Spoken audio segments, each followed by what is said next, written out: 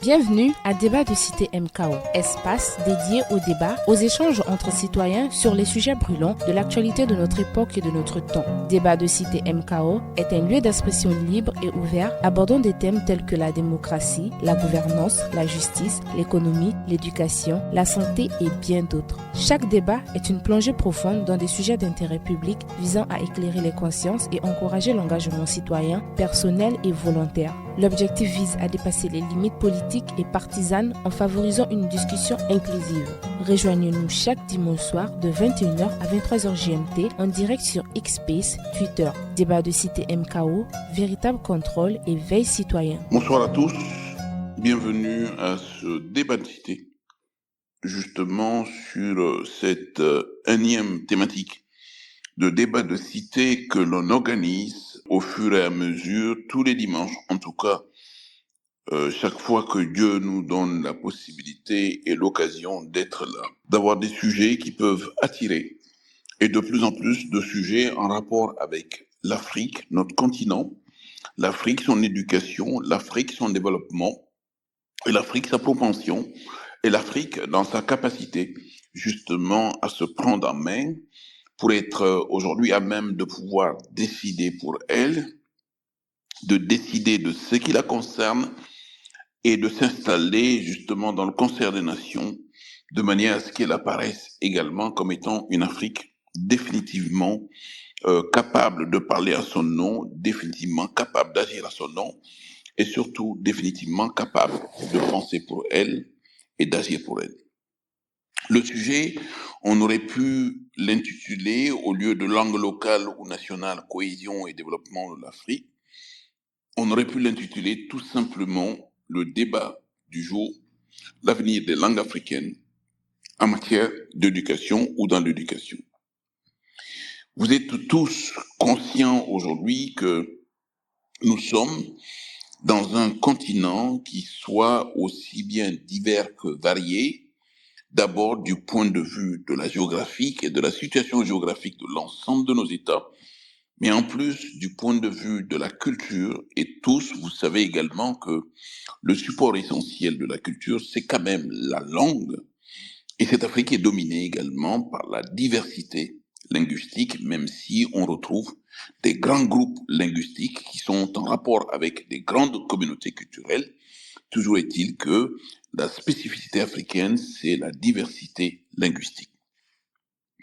À côté, nous savons également que l'usage des langues en Afrique est aujourd'hui justement au cœur de l'ensemble des discussions que l'on peut avoir entre nous, Africains, ou d'autres qui soient africanistes, ou même ceux-là parmi nous qui se disent panafricanistes, et le débat nous oppose, bien évidemment, aux professionnels de la langue et de l'usage des langues.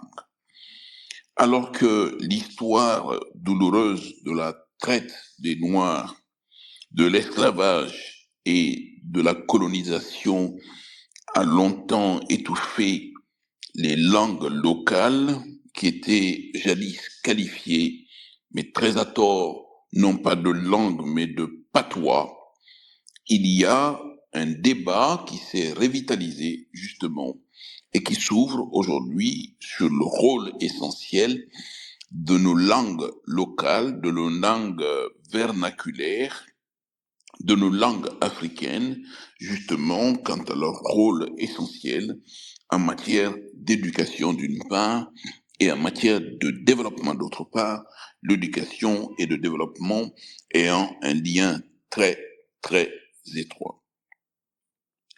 Alors, on peut se poser la question, pourquoi l'enseignement dans nos langues locales? Là-dessus, des spécialistes de la connaissance des langues, de l'utilisation des langues et aussi de l'usage des langues affirment que pour que les disciplines comme les mathématiques, la physique, la chimie et la biologie, pour ne citer que ces matières scientifiques, deviennent véritablement accessibles à nos jeunes enfants, à nos jeunes étudiants, aux chercheurs africains, et doivent, ces langues, être enseignées Justement, ces matières-là doivent être enseignées notamment dans les langues locales.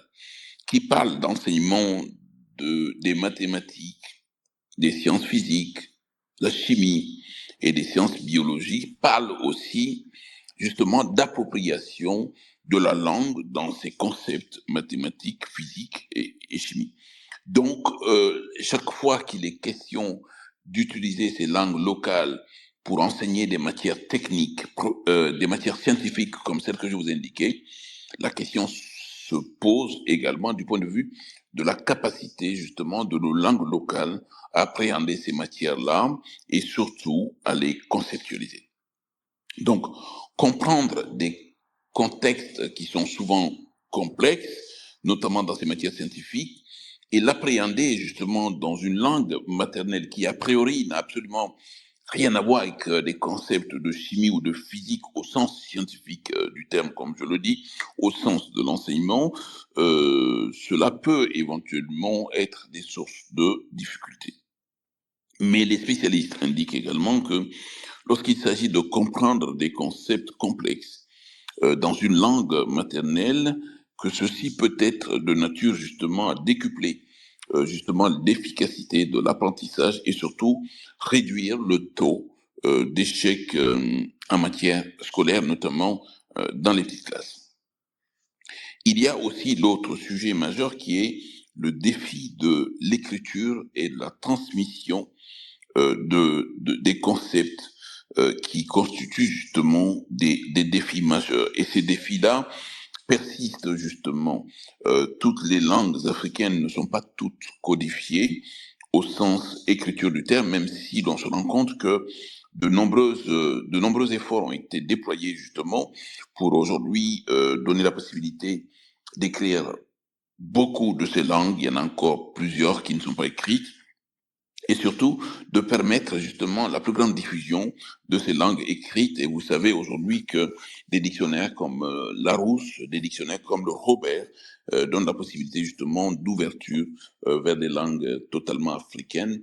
Je vous parle par exemple du malinké qui est écrite aujourd'hui. Je vous parle également du soninké. Je vous parle du fulfulde, le peul, qui sont des langues écrites. Je vous parle également du sonrai. Je vous parle également de toutes les langues justement d'Afrique de l'Est, le swahili et tous les dérivés du swahili. Je pense notamment aux langues d'Afrique centrale, justement les langues bantoues pour les plupart. Donc, nombreuses sont les langues qui sont écrites aujourd'hui, mais nombreuses sont encore des langues qui ne sont pas écrites. Une chose est d'écrire une langue, une autre chose est d'appréhender justement un certain nombre de concepts qui ne sont pas tout à fait aux antipodes de la langue, mais qui ont besoin d'être appréhendés de façon scientifique, de sorte que les concepts, lorsqu'ils sont traduits dans les langues maternelles, dans les langues locales, puissent parler de la même manière que la langue qui a été appréhendée.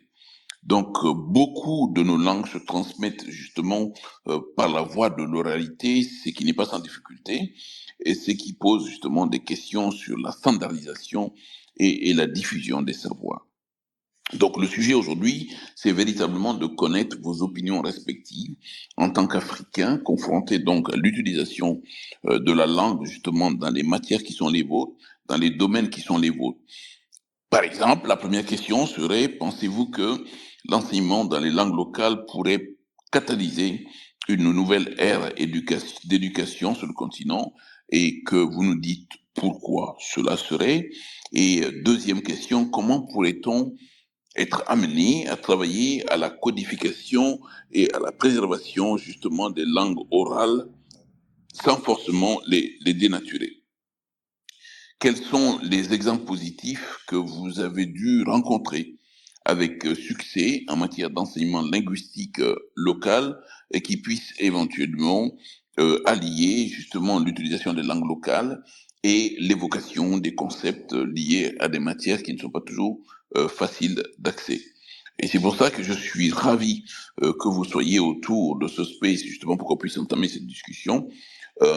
Cette occasion est toujours la mieux indiquée, justement, pour partager vos idées, pour partager vos expériences, notamment en commentant ou en utilisant des choses que vous connaissez dans le cadre de débats de cité qui puissent nous permettre ensemble justement de nous engager à l'évocation de ce sujet pour que chacune de vos voix ici et chacune des langues que vous maîtrisez trouve leur place justement dans notre avenir commun, et notre avenir commun étant celui de l'Afrique. Et c'est pour ça que je souhaite véritablement que tous ceux qui prendront la parole ce soir soient à la fois didactiques, soit à la fois méthodiques, soit à la fois méthodologiques, pour être capables justement, en évoquant le sujet, de s'interroger, en évoquant le sujet, d'ouvrir le débat, en évoquant le sujet, de nous permettre justement d'aller à vos écoles respectives pour être justement à même de pouvoir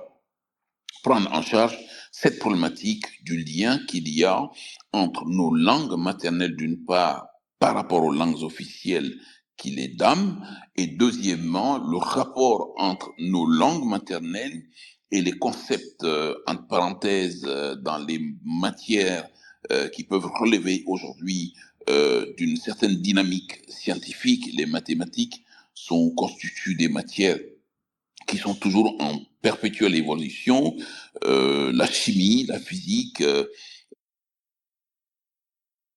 tout simplement ces matières scientifiques ne sont pas tout à fait comme les matières de sciences sociales.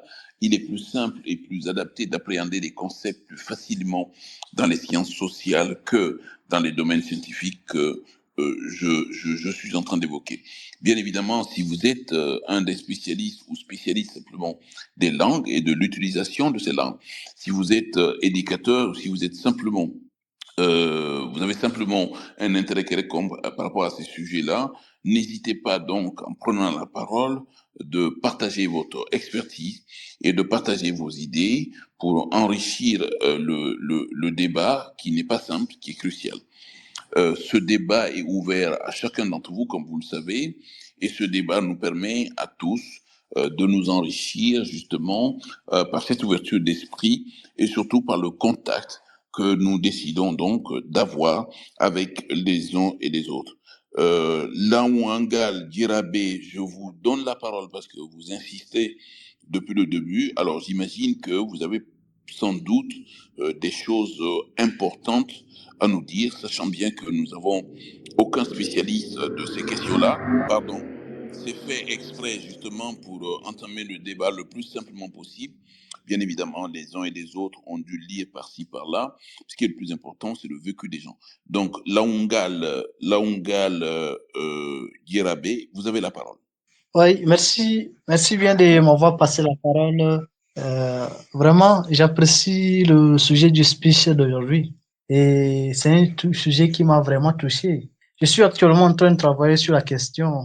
Je travaille sur le sujet de mon mémoire portant sur les langues africaines et mon sujet s'articule autour des propositions d'un alphabet phonétique orthographique harmonisé de la langue amère pour un système d'exploitation informatique. Je ne peux en aucun cas, en fait, rester ingrat auprès d'une citation qui m'a vraiment motivé, au rang desquelles le développement en Afrique connaît de nos jours une croissance exponentielle dans tous les domaines, bien qu'il est nécessaire d'impliquer ces langues en suivant des recherches. Les langues d'Afrique caractérisées par une babelle linguistique ne se dérogent pas à une prise de conscience au niveau social. Elles sont toutes convoquées au podium du développement.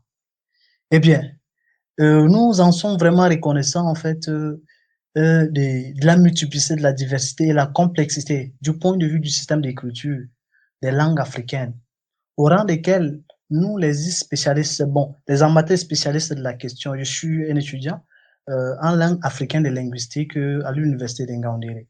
Et nous, les amateurs chercheurs, dans le domaine, nous sommes appelés à travailler du point de vue de l'écriture d'abord, et revoir comment proposer des manuels dans le domaine d'enseignement, comme vous venez d'en évoquer, du point de vue des sciences biologiques, chimiques, mathématiques et voire même de la technologie.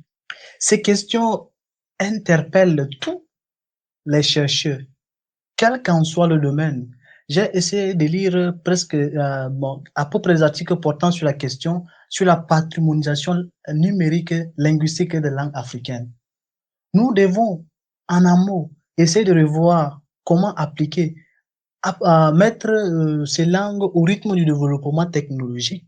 Nous en sommes vraiment conscients que ces langues, d'après Léonie Metagmo-Tato, dans ces langues que se passent nos échanges commerciaux, c'est dans ces langues que nous nous soignons.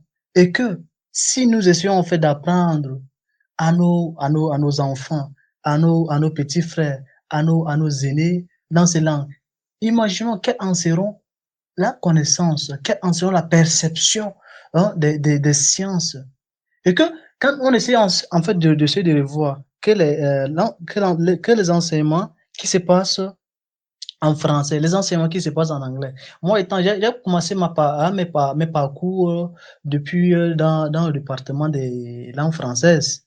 Mais c'est en master 2 que j'ai orienté mon sujet sur les langues africaines et que les langues africaines sont au cœur du développement, au rang desquelles aucun linguiste ne doit s'en passer. Et vraiment, j'ai travaillé, j'ai évoqué la question et quand je suis venu et dans les speeches, je vois les speeches, mais probablement, il ne vaut pas question de langue. Et aujourd'hui, j'ai vu ces speeches qui disent pourquoi pas participer à ces speeches. Donc, je ne vais pas être trop long, mais je vais en fait écouter un tout petit peu l'intervention. Du point de vue didactique, on sait que si ces langues sont apprises dans le contexte scientifique, on sait que la connaissance, la perception de ces sciences sera de haute taille. Supposons, on prend par exemple un étudiant. Hein, je vais donner quand même une anecdote, une précision portant sur la question. Un étudiant en département de chimie ou en département de biologie. Déjà, cet apprenant apprend en français ou en anglais. Et on est dans un contexte africain, au rang desquels l'étudiant doit faire preuve de la connaissance en sciences de sa langue maternelle. Si ces langues, si ces sciences sont apprises dans notre langue maternelle, imaginons la perception de ces sciences. Et nous ne devons pas en fait évoquer la question des baisses de niveau. Nous ne devons pas évoquer la question en question, la question de non-maîtrise des sciences, que ce soit biologique, informatique, que ce soit, bon, pour ne citer que celle-là. Donc, je sais que c'est un sujet qui me tient vraiment à cœur et j'ai besoin de participer activement. Donc, je laisse la parole à qui veut la prendre. Merci bien. Alors, visiblement, je pense que vous apparaissez ici comme étant, en tout cas, l'un des spécialistes de ces questions. Et maintenant qu'on vous a sous la main, bien évidemment, on va, à la limite, continuer à cheminer avec vous. Si on s'en tient à la première problématique, on est bien d'accord aujourd'hui que le sujet majeur de nos langues en ce qui concerne leur détection, c'est-à-dire savoir quelle est la langue, éventuellement évaluer pour que le concept qui correspond à la langue corresponde véritablement à la langue, donc l'identification de la langue, la capacité d'appréhension et de compréhension de la langue, et le tout est en rapport avec l'écriture. Suivant vos travaux à vous, quelle est l'étendue justement des langues écrites aujourd'hui par rapport aux langues non écrites?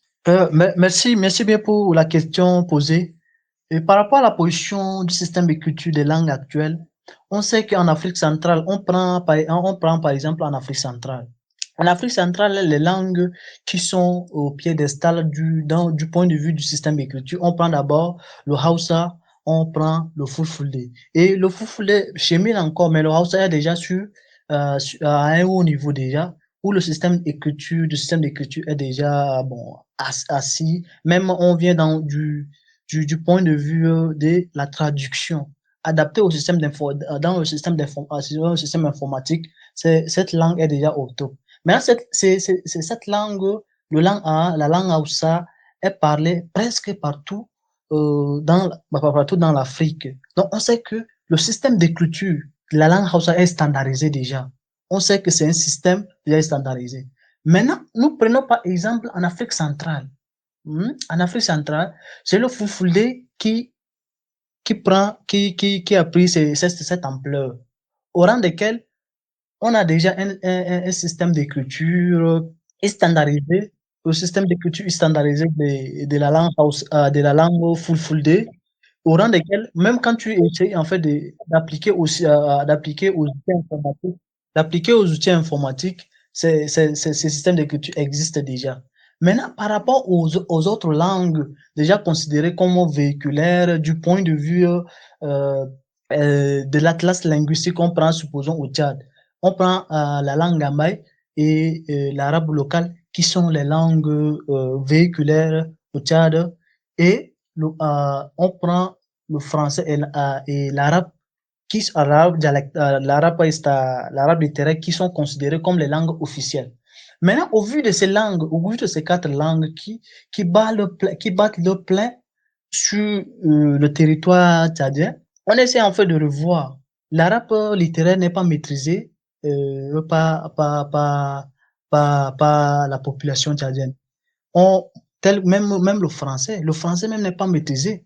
Maintenant, parmi les deux langues, l'arabe local et le ngambay, parmi les deux langues, quelle est la langue qu'on peut en fait standardiser le système d'écriture et harmoniser ces systèmes d'écriture pour appliquer au système d'enseignement?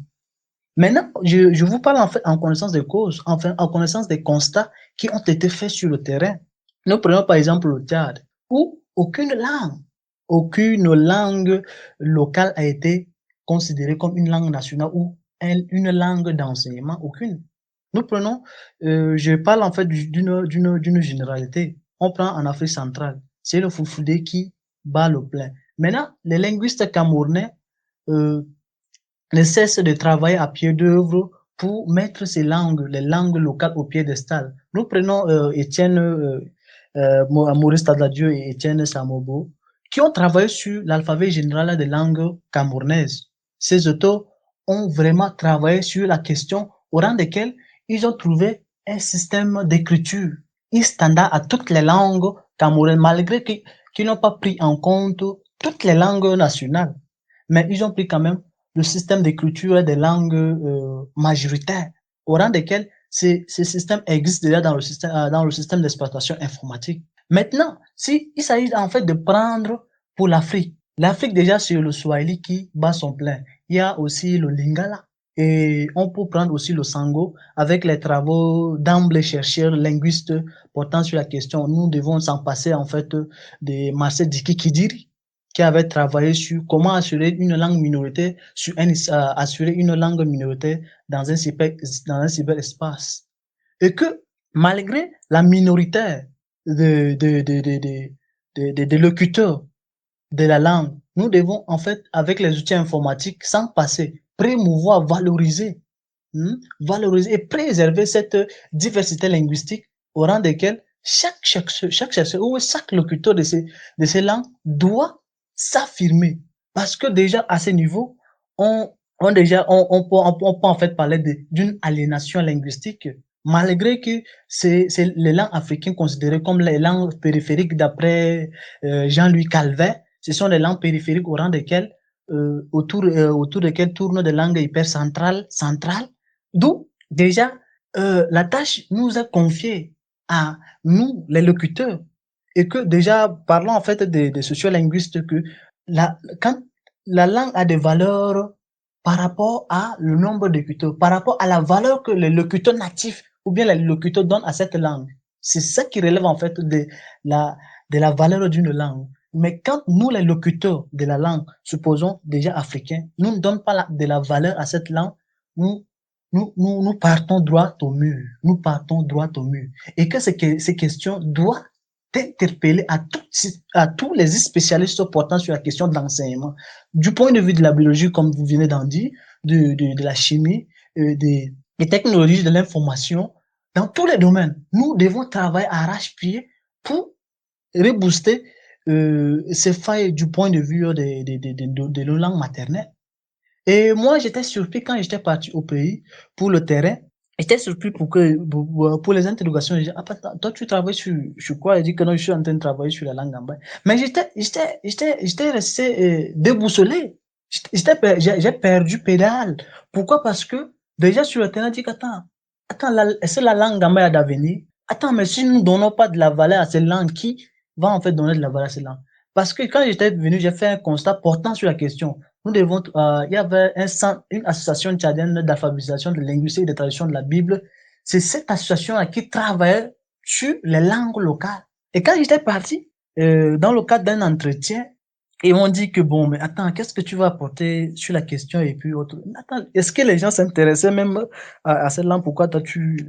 Bon, de toutes les manières, moi, je suis venu dans le cadre, en fait, lorsque l'État, on ne sait jamais, lorsque l'État un jour décidera de prendre la langue gambaye comme langue d'enseignement public et privé, quel est l'alphabet qui sera vraiment standardisé ou qui est déjà harmonisé, d'où l'État doit prendre sans toutefois beaucoup dépenser du point de vue de finances. Donc, du point de vue de logistique, si nous prenons par exemple le Tchad déjà compte 2 langues au rang desquelles ces 2 langues peuvent faire la paix dans le domaine d'enseignement. Malgré la multiplicité, malgré la diversité, malgré la complexité du système d'écriture, on doit essayer de revoir. Les linguistes, les aménagistes, les terminologues doivent s'asseoir, les spécialistes portant sur la question doivent s'asseoir pour revoir comment orienter le système d'écriture et harmoniser ce système pour que ce système soit utilisable et à un large public. Maintenant, je sais que je ne vais pas être trop long, donc je serai vraiment disponible à vos questions. Merci. Dernier point, il y en a un qui était arrivé tout à l'heure, mais qui a dû repartir malheureusement.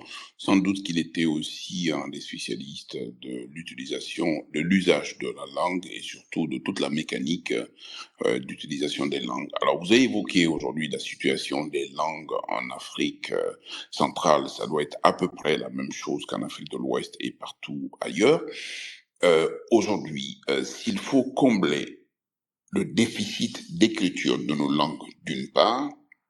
Deuxièmement, la capacité pour nos langues à appréhender des matières aujourd'hui qui relèvent, on va dire, entre guillemets, de la technique et de la science. Qu'est-ce qui a lieu de déployer comme moyen? Est-ce que c'est le passage obligé, justement, pour que demain, après-demain, ces langues vernaculaires qui sont considérées comme locales puissent avoir une vocation nationale et éventuellement communautaire? Oui, bon, comme l'évocation, comme vous venez d'en dire, vous savez que les langues sans politique, sans le système politique et sans la législation, on parle en fait dans le contexte de législation linguistique, c'est les textes qui régissent, c'est les textes qui régissent de l'utilisation d'une langue.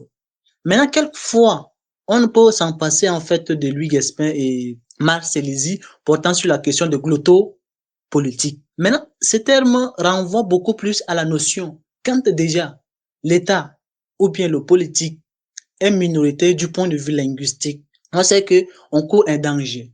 Nous devons prendre par exemple le système politique de la Somalie. C'est un système linguistique, un système politique linguistique réussi. Vous savez comment le président somalien a fait? Il a décidé un jour que la langue française, l'anglais et autres ne doivent pas être les langues d'enseignement et autres. Il a décidé un jour, il a supprimé toutes les activités sont aux arrêts. Et qu'est-ce qu'il a fait? Il a convoqué les aménagistes, les linguistes, les sociolinguistes, les terminologues et bon, tout le staff de la linguistique. Ils sont rendus, ils ont travaillé sur la question, ils ont distribué le somala. Ils ont travaillé sur la langue somala et puis après, là, ils sont venus avec avion, ils ont distribué les livres dans toutes les maisons. Là, c'est un système politique réussi. Nous prenons par exemple en Afrique, l'effort qui doit être prôné, c'est d'abord la politique linguistique. C'est le premier pas d'abord. Comment on va essayer de voir? Parce que quand nous essayons en fait de prendre le système politique linguistique, l'aménagement linguistique est un terme vraiment plus général qui englobe ces termes. Maintenant, prenons dans le contexte de politique linguistique. Nous devons inclure la notion de législation linguistique. Comment on va légiférer une langue qui va réunir tous les Africains autour de cette langue. Comme nous devons prendre de nos jours, c'est l'anglais qui est une langue hyper centrale, autour desquelles gravitent les langues centrales comme bon, on peut en fait parler de chinois, il y a le français et d'ample autres langues qui sont considérées comme les langues centrales, autour desquelles gravitent les langues périphériques où on va essayer d'évoquer les langues africaines. Maintenant, en Afrique, si ces politiques n'est pas menées, on ne doit pas arriver à une législation linguistique réussie. Si on essaie en fait d'évoquer la question de la glottopolitique, la glottopolitique c'est en faveur, beaucoup plus en faveur du régime en place. Donc, on prône la langue, malgré la langue du politique au pouvoir, on prône sa langue. Donc, ça demande un effort vraiment grandiose, au rang desquels il aurait pas, s'il n'y aurait pas l'engagement de la population, il y aura un conflit linguistique. Maintenant, quand on parle en fait de conflit linguistique, c'est un conflit qui peut conduire à des guerres et à toute une panoplie de choses. Donc, on va essayer de voir, on va étudier les critères. Hein? On va essayer d'étudier les critères, on va asseoir et le politique, bien, la législation linguistique doit en décider que déjà on a étudié le critère. Supposons la langue qui a plus de locuteurs. Parce que sociolinguistiquement parlant, on prend la langue qui a plus de locuteurs. On prend la langue qui a le système d'écriture standardisé. Supposons on prend au Gabon avec le fan. Cette langue a un système d'écriture standard au Gabon. Il y avait une étude portant sur la standardisation des langues gabonaises. Déjà, beaucoup des Africains travaillent sur la question. D'où, avec ces travaux déjà qui ont des travaux d'entame avec des chercheurs, nous devons essayer de s'asseoir. Maintenant, le Swahili est déjà à un haut niveau du point de vue de la standardisation, du point de vue de l'harmonisation. On sait qu'on a déjà des termes appropriés. On prend au Maroc avec le Tifinagh et le Amazigh. Ce sont des langues qui ont déjà un clavier spécifique. On prend par exemple le Tifinagh. Le Tifinagh déjà a un clavier physique.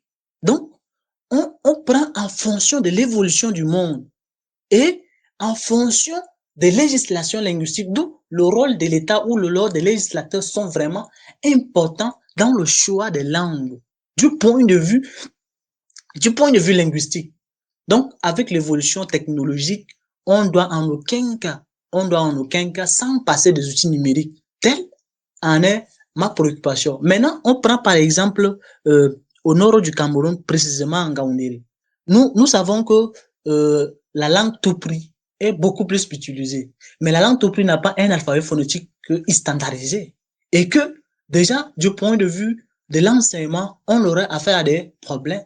Et le système linguistique, le système d'écriture alphabétique existant déjà dans nos langues africaines demande à être revu. Pourquoi? Parce que déjà, les missionnaires qui étaient venus dans l'optique d'évangéliser les Africains ont travaillé, supposons, on prend par exemple les missionnaires de l'église protestante, les missionnaires de l'église catholique. Chacun avait son système d'écriture. Il n'y a pas de spécialistes portant sur la question. Donc, ils ont en fait élaboré le système d'écriture en leur faveur, au rang desquels on essaie en fait de trouver le système, la tonologie plus élevée, au rang desquels on rend le système d'écriture des langues africaines plus difficile. Maintenant, étant un amateur, étant un spécialiste sur la question, c'est que j'ai pris un dictionnaire de la langue gambaye, mais c'est très difficile de discerner. Et quand bien même pour un apprenant, imaginez vous-même quand bien même un apprenant, maintenant ce système complexe doit être revu, doit être mis sur la table pour qu'on puisse essayer d'orienter et simplifier. Du point de vue logistique, on sait que déjà, en Afrique centrale, c'est le système français qui domine. Du point de vue logistique, donc, on sait que les cahiers et bien d'autres, on doit essayer d'évoquer ce point. Même du point de vue pédagogique, donc, du point de vue pédagogique, on doit prendre le système d'écriture français et on va essayer de lever les ambiguïtés parce que on parle en fait de l'avantage du retard. Quand déjà, avec un avantage du retard, on doit l'optimiser. Supposons le système d'écriture alphabétique de la langue française est ambigu. On prend par exemple le te, le se. le z, le se. Donc, il y a une ambiguïté, il y a le que, il y a le que. Alors qu'il y a une lettre prononcée que, il y a une lettre prononcée se. Donc, il y a une ambiguïté dans ces sens. Donc, on doit lever ces ambiguïtés au rang desquelles on doit laisser la notion d'univocité pour les langues africaines. Bon, je sais que sur ce point, ça demande beaucoup plus l'effort de l'État. Politique linguistique englobe les aménagistes, les terminologues, tout un staff des spécialistes de la linguistique et la législation linguistique qui demande déjà la loi, les textes qui régissent que telle langue doit être utilisée ou doit être utilisée du point de vue de l'enseignement. Maintenant, je prenais la loi dernièrement du président malien Assimi Goïta portant sur les langues, les langues nationales, que toutes les langues maliennes sont considérées comme les langues nationales. La langue française est considérée comme une langue administrative, langue de travail, juste langue de travail. Donc, je sais qu'on est en train de convoiter le bon pas déjà. Donc, on sait qu'avec l'effort des États, avec l'effort de nos dirigeants, on sait qu'on y arrivera. Merci. Merci infiniment, on vous garde encore ici. Je donne la parole à Mex. Oui, bonsoir tout le monde. On ne peut pas être spécialiste de tout. Moi, je ne suis pas spécialiste de linguistique, mais je vais vous donner mon expérience personnelle et les questions que ça soulève chez moi. Donc, je ne sais pas s'il y a des Burkinabés ou des Ivoiriens ou des Ghanéens dans le space. Moi, je suis de l'ethnie Dagara. Nous sommes à la frontière, c'est dans le sud-ouest du Burkina. Nous sommes à la frontière entre le Burkina et la Côte d'Ivoire d'un côté, le Burkina et le Ghana de l'autre côté. Mes deux parents, père et mère, sont Dagara.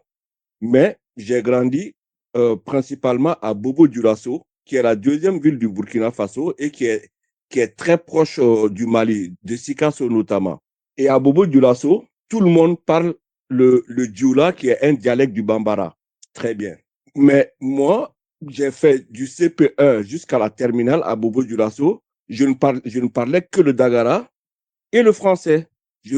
Au bout d'un moment, je comprenais le Dioula, mais je ne le parlais pas vraiment. Quand je suis allé à l'université à Ouagadougou, qui est une zone où tout le monde parle le moré, qui est la langue des Moussi, qui sont la majorité des Burkinabés, j'étais à l'université, j'étais à l'Institut maths physique. Mais en face de l'IMP, il y avait l'Institut des langues. Et comme moi, je me destinais à des études en mathématiques et en informatique, je savais que l'anglais était très important. Donc, j'allais suivre les cours du soir à la fac de langue, les cours d'anglais. Et puis, j'ai vu qu'il y avait des cours de Bambara. Je me suis inscrit aussi. Et c'est comme ça que j'ai appris à écrire, à lire et à parler le Bambara et donc le Dioula. Par contre, pour trouver des livres écrits en Bambara, c'est extrêmement difficile. Extrêmement difficile. Les seuls que j'ai pu trouver, ils avaient été écrits, devinez quoi, par des missionnaires français au Mali. Je n'en ai pas trouvé d'autres. Peut-être que ça existe, hein, mais bon, ça fait quelques années que j'ai cessé de chercher. Donc, maintenant, qu'est-ce que ça m'inspire? Une langue, il y a plusieurs aspects. Donc, quand j'allais prendre des cours en anglais et en Bambara, je posais des questions dans mon domaine en maths physique à mes profs. Le prof d'anglais, il savait me traduire en anglais ce que je lui disais. Mon prof de Bambara ne savait pas me traduire en Bambara ce que je lui disais. Donc, ça m'amène à la question suivante. À quoi sert une langue en général? Il y a l'aspect véhiculaire. J'étais à Bobo-Dioulasso, il lui était très bien pour moi de parler Bambara comme Dioula, comme tout le monde. Je ne le parlais pas et ça m'handicapait. Si on décide dans un pays comme le Burkina Faso de choisir une langue et de la standardiser et d'en faire la langue nationale, comme le suggérait le précédent intervenant. Voilà la composition du Burkina Faso à peu près au niveau linguistique. Il y a à peu près 65-70 ethnies, chacun a sa langue. Mais Thomas Sankara avait décidé qu'on prendrait les 3 langues les plus parlées dans le pays et on en ferait des langues nationales. Le moré, le fulfulde et le bambara. Très bien. Si je prends le moré, c'est la langue la plus parlée au Burkina Faso. Pourquoi? Parce que les Mossis sont la majorité des Burkinabés. Par contre, elle n'est parlée nulle part ailleurs qu'au Burkina Faso. Si je prends le fulfulde, il est parlé un peu partout en Afrique. Si je prends le bambara, il est parlé un peu partout dans toute l'Afrique de l'Ouest. Mais à votre avis, Si on décide de prendre une de ces trois langues-là au Burkina Faso, laquelle sera choisie, à votre avis? Moi, je n'ai aucun doute là-dessus. Avec TikTok, vous voyez les vidéos qui viennent du Burkina Faso, elles sont quasiment toutes en moré. Donc, si on décide de prendre parmi ces trois langues nationales-là une et d'en faire la langue nationale, ben, nous allons nous enfermer parce que c'est le moré qui sera choisi. Je n'ai aucun doute là-dessus. Parce que c'est la loi, la démocratie, c'est la loi des nombres. Hein. Donc, c'est le moré qui sera choisi. Sauf que le moré n'est parlé, il n'y a pas de locuteur du moré hors du Burkina Faso. Si vous voyez parler du moré hors du Burkina Faso, ce sont des Burkinabés de la diaspora. Vous voyez un peu les problèmes que ça soulève. Deuxièmement, nos langues sont une langue à ton. Tout à l'heure, l'intervenant précédent parlait des ambiguïtés de la graphie de la langue française. Nous avons des langues à ton. Donc, si nous prenons un alphabet latin, et c'est dans un alphabet latin que j'ai appris le bambara, en fait, moi, je ne me fatiguais même pas à essayer de lire avec les accents inhabituels en français. Je lisais directement en phonétique. Et c'est comme ça que j'arrivais à prononcer correctement. Donc, avant de rentrer dans les questions techniques, posons-nous la question. Une langue africaine pour faire quoi? Pour quel usage? Pour parler entre nous ou pour parler avec le monde? Je vais vous donner deux exemples. Les deux pays qui ont à eux deux les deux tiers de l'humanité, c'est la Chine et l'Inde.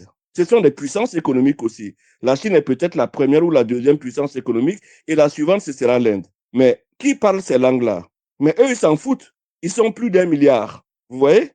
La Chine est une puissance économique. Mais est-ce que le chinois est parlé dans le monde comme l'anglais? Non. L'Inde, c'est la prochaine puissance mondiale.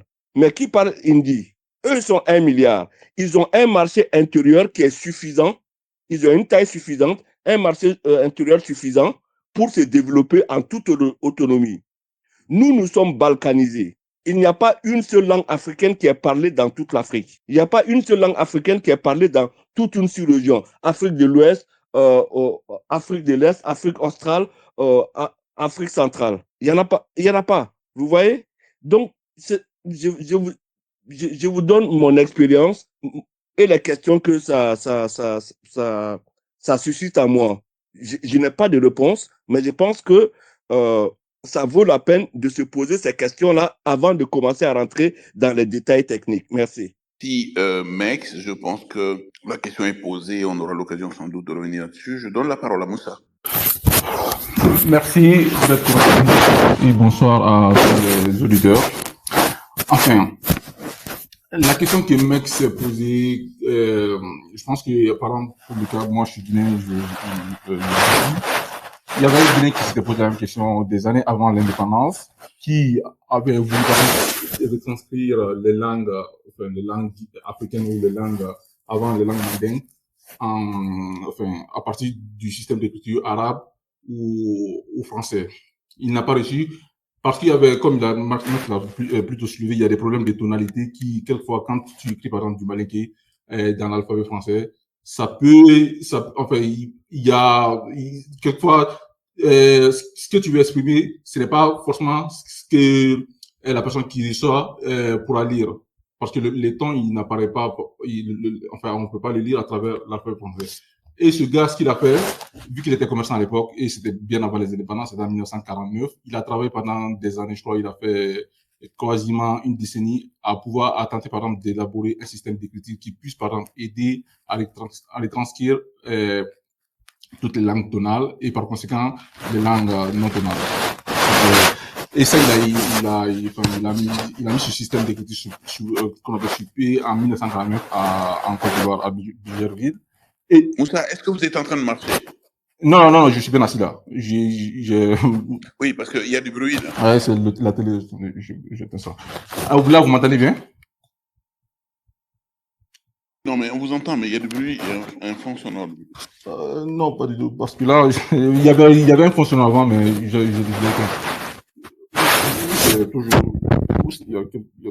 Je crois qu'il y a un souci, il y a du vent quelque part, il y a quelque chose qui vient contrarier. Il y a peut-être des écouteurs à fil.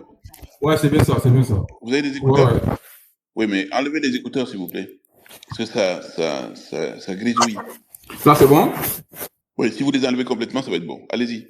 Oh, d'accord, il n'y a pas de souci. Je disais, comme la question qu'on a pu se poser, de dire, est-ce que c'est possible, vu que nos langues sont tonales, et quelquefois ça peut être problématique d'identifier, par exemple, de les transcrire à partir de l'alphabet latin ou même de l'alphabet arabe. Et comme je le disais, l'auteur guinéen qui s'appelle Suleiman Kanté, bien avant les indépendances, c'est-à-dire 9 ans avant l'indépendance de la Guinée, a quand même réussi, par exemple, à mettre ce système d'écriture sur pied. Et depuis, en tout cas, pour ce qui concerne, par exemple, les langues, en tout cas, la langue malinké, et c'est quand même aujourd'hui une langue qui a fait quand même beaucoup de progrès. Il y a quoi, enfin, le monsieur, durant toute sa vie, jusqu'à sa mort, depuis 1980 jusqu'à sa mort en 1996, et lui et ses collaborateurs et d'autres, c'était plus des initiatives privées, ils ont quand même réussi à mettre, à standardiser qu'on appelle la langue malinké, parce qu'en Guinée, par exemple, vous avez beaucoup de variantes du malinké, et aujourd'hui, vous avez un dictionnaire du malinké, vous avez la grammaire, vous avez des livres de sciences qui sont complètement traduits, par exemple, en malinké, et même des livres de sciences qu'on appelle des grandes universités, parce que après lui, il y a beaucoup, enfin, je veux dire, il y a beaucoup d'élocuteurs, par exemple, du malinké qui se sont donnés, par exemple, pour tâche de pouvoir perpétuer qu'on appelle son rêve, qui était, par exemple, de pouvoir faire la science et de pouvoir tout faire dans nos langues. Parce que lui, à la base, ce qu'il a révolté, il le dit lui-même, c'était parce qu'il y avait un auteur arabe qui disait que les langues africaines, c'était comme le cri des oiseaux. Quand on parle, il n'y a pas de traces et c'est très compliqué, par exemple, pour les systèmes d'écriture encore élaborés, de pouvoir les transférer. Moussa, il y a un souci. On vous entend mal. Il y a toujours un grisouillement en dessous. Bon, je reviens dans 5 minutes. Je vais essayer de voir ce que ça marche. Voilà, donc on revient à vous. Dès que vous êtes prêts, vous me faites signe. Pendant ce temps, je donne la parole à Kodoy. Bonsoir à tous et à toutes. Et j'en profite encore à voix vive de souhaiter joyeux anniversaire à Grand. Oh, ouais, ok, d'accord. Ok, merci Kodoy, merci beaucoup. Oui, c'est-à-dire les langues nationales. Moi, d'abord, moi, je veux que les gens font très attention aux peurs, c'est-à-dire dire une langue nationale, une langue officielle. Pourquoi une langue?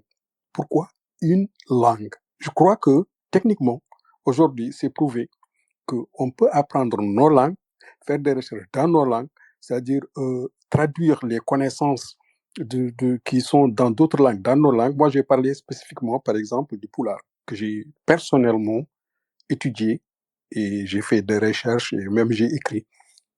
Donc, c'est-à-dire, aujourd'hui, est-ce que c'est en apprenant le français ou bien en prenant d'autres langues, tu viens chez des Bambara ou bien tu viens chez des Soninké, est-ce que tu peux t'exprimer et te comprendre avec eux comme tu veux sans aucun traducteur? Et vous savez tous que quand on traduit, il y aura toujours quelque chose qui va manquer dans cette communication. Mais l'essentiel, c'est quoi exactement? Parce qu'aujourd'hui, toutes les langues, enfin, en Mauritanie quand même, il y a eu 4 langues nationales, sinon je vais dire 3, qui ont été essayées et on a trouvé que c'était extraordinaire parce que il y a eu nos grands frères, nos pères qui se sont battus les années 70 pour que les langues nationales soient, c'est-à-dire officialisées en Mauritanie. Finalement, il y a eu l'Institut des langues nationales qui a été créé et on a dit, bon, voilà, maintenant, avant d'officialiser, on va essayer de donner 6 ans d'expérimentation et on va voir à quoi ça va aboutir. Les gosses qui ont fait 6 ans de Pulaar, de Wolof et de Soninké avaient tous le niveau de la terminale en 6 ans. Ils avaient tous le niveau de la terminale, ils pouvaient passer leur bac. Finalement, le système a été saboté pour ne pas laisser ça avancer. Aujourd'hui, on a prouvé, par exemple, en Pulaar, on a eu toute l'égyptologie qui a été écrite en Pulaar par Aboubakry Moussa Lam, qui est au département d'histoire de l'UCAD. On a eu le docteur Mohamedou, qui a écrit toutes les maths de la physique en Pulaar. Et les livres existent. On a de la philosophie en Pulaar. Je ne parle pas de poésie. Personnellement, j'en ai écrit, je crois que 30 poèmes. Personnellement, et ça, vraiment, c'est de l'amateurisme, quoi, parce que je suis un poète en herbe. Je ne parle pas des grands poètes comme les Momo Samadjo Bourtoudo, je ne parle pas des gens comme Saïdou Khan, je ne parle pas que des gens comme, c'est-à-dire des gros intellectuels quand même qui ont écrit. Donc, tout en commençant, bien sûr, au départ, par l'orthographe, la grammaire, c'est-à-dire c'est-à-dire tout le B.A.B.A, tu vois, d'une langue a été expérimenté et aujourd'hui on a prouvé que les langues africaines peuvent porter la connaissance et on peut les utiliser. Ça ne veut pas dire se fermer, parce qu'aujourd'hui vous venez ici au Canada, vous partez à l'université, vous pouvez vous inscrire c'est-à-dire pour faire le chinois, vous pouvez vous inscrire pour faire par exemple d'autres langues et d'autres langues. Même le poulard actuellement, moi je connais des universités par exemple aux États-Unis où tu peux faire le poulard, tu peux faire le wolof, tu peux faire c'est-à-dire le bambara, etc., etc. Donc cette peur que nous avons, c'est-à-dire en tant qu'on n'impose pas ou bien on n'essaie pas de tuer d'autres cultures, il n'y a pas de peur. Mais les peurs ne peuvent exister que quand l'État essaye de faire profiter une ethnie ou bien un groupe communautaire sur les autres. C'est là où il y aura, c'est-à-dire un refus et il y aura une résistance. Et moi, je fais partie des gens qui disent que tuer une langue, c'est tuer toute une culture, c'est tuer toute une communauté, qu'il ne faut jamais le faire. Et il y a de la place pour tout le monde. Il y a de la place pour tout le monde. Maintenant, oui, c'est-à-dire, je me dis que il faut que chacun s'y mette, par exemple, les juristes bambara. Pourquoi ils n'essaient pas d'apprendre d'abord le bambara, maîtriser le bambara et voir leurs connaissances, essayer de les mettre, c'est-à-dire en bambara. C'est valable pour les mathématiciens, c'est valable pour les physiciens, c'est valable pour les scientifiques, etc., etc. Donc, il n'y a pas de peur. Il y a juste une volonté de faire peur. Et quand on fait peur, c'est-à-dire ce sont d'autres langues aujourd'hui qui vont profiter pour prendre de la place et que nous avons, c'est-à-dire en apprenant nos propres langues, on a un raccourci. Par exemple, je donne un exemple. Quand tu prends un petit peu de 4 ans, tu l'amènes dans une école poulard, tu ne vas pas lui expliquer c'est quoi une chèvre. Si tu le dis mbéo, directement, il connaît c'est quoi. Si tu le dis ndiam, qui veut dire eau, tu ne vas pas lui traduire c'est quoi de l'eau. Donc, il peut venir au minimum, avec 5000 mots. Et que à 6 ans, tu l'amènes à l'école française, il vient avec 0. Il faut voir la différence entre maintenant 6000 à 7000 mots et 0. Voici le retard. Et ça, il faut qu'on en prenne conscience. Moi, par exemple, j'ai appris le poulard. J'ai commencé à apprendre le poulard, j'étais en terminale. Mais en moins de 6 mois, tout ce que je pouvais faire, c'est-à-dire dans les autres langues, que ce soit l'arabe ou bien le français, je pouvais l'écrire et le faire en poulard. Et que j'avais déjà fait quelque chose comme c'est-à-dire 12 ans d'école. Et c'est beaucoup plus compréhensible, il y a beaucoup plus d'ouverture. Moi, par exemple, aujourd'hui, quand je lis une œuvre de Amadou Hampâté-Bâ, je vois les images. C'est-à-dire, il y a un autre truc, par exemple, l'aventure ambiguë. Moi, je l'ai lu en première et en terminale, mais franchement, j'avais des problèmes. Mais lorsque je l'ai lu en poulard, elle s'appelle Inti Aninde en poulard, tout de suite, j'ai compris. Tout de suite, tout là où ça me posait des problèmes en français, pourtant que j'ai fait durant 12 ans, là, c'est-à-dire à 6 mois, par exemple, d'études de poulard, je comprenais effectivement le sens, là où il voulait en venir, qu'est-ce qu'il veut expliquer philosophiquement, qu'est-ce que cela veut dire, la conception des trucs. Et dans le monde même, Halpulaar, que représentait ce livre et cette histoire. Parce que non seulement je voyais les images, mais je reconnaissais effectivement tout ce qu'il décrivait et tout ce qu'il disait. Donc, il n'y a pas de peur. Mais oui, la colonisation, déjà, a laissé aussi des traces en nous faisant comprendre qu'il faut une langue nationale, une langue officielle pour un pays, pour que les gens puissent communiquer. Non. Moi, je me dis qu'aujourd'hui, moi, en tant que Peul, je peux apprendre le poulard tout en m'ouvrant au français, tout en m'ouvrant au bambara, tout en m'ouvrant au soninké. Nous, par exemple, lorsqu'on faisait c'est-à-dire nos cours de poulard, en même temps, c'est-à-dire il y avait les soninké qui étaient là. Donc, quelquefois, on faisait des échanges. Malheureusement, ça n'a pas duré parce que après, bon, c'était l'université, c'était beaucoup plus compliqué pour nous, etc. Mais oui, c'est possible. C'est possible. Il ne faut pas avoir peur, il ne faut pas tuer les cultures parce que toute culture porte une connaissance. Et cette connaissance, elle est beaucoup plus accessible dans la langue de cette culture que dans d'autres langues.